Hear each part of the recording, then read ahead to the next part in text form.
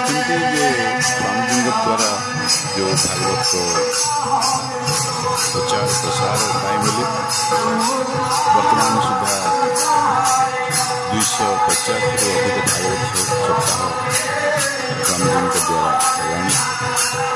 ଇଏ ଭଞ୍ଜନଗର ପାଖ ଗଞ୍ଜାମ ଜିଲ୍ଲାର ଜଗନ୍ନାଥ ପ୍ରସାଦ ବ୍ଲକ କେପିଟି ଗ୍ରାମ ଏ ଭାଗବତ ମନ୍ଦିର ଭାଗବତ ଗାଦିସ୍ଥା ସ୍ୱାମୀଜୀଙ୍କର ଏହି ଗାଁରେ 7 ବର୍ଷ ଧରି ଭାଗବତ ସପ୍ତାହ ଚାଲିଥିଲା 2004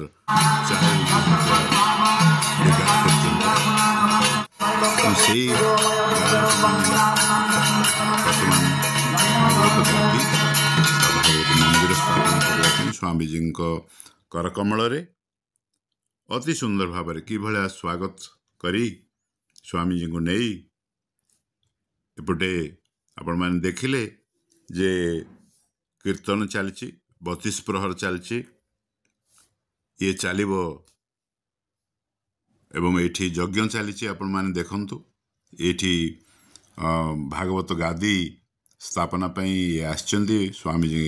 ଏଠି ଅନ୍ନ ଯଜ୍ଞ ଚାଲିଛି 6 ଦିନ ଧରି ସ୍ୱାମୀଜୀ ପରିଦର୍ଶନ କରୁଛନ୍ତି।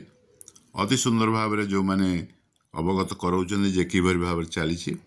ଏବଂ ଏଠି ଦେଖନ୍ତୁ ଯେ ସୁନ୍ଦର ଭାବରେ ଏଇ ମନ୍ଦିରରେ ହିଁ ସ୍ଥାପନ ହୋଇଛନ୍ତି ସ୍ୱାମୀଜୀଙ୍କର। ଏଥିପାଇଁ ସାଧୁବାଦ, ଧନ୍ୟବାଦ।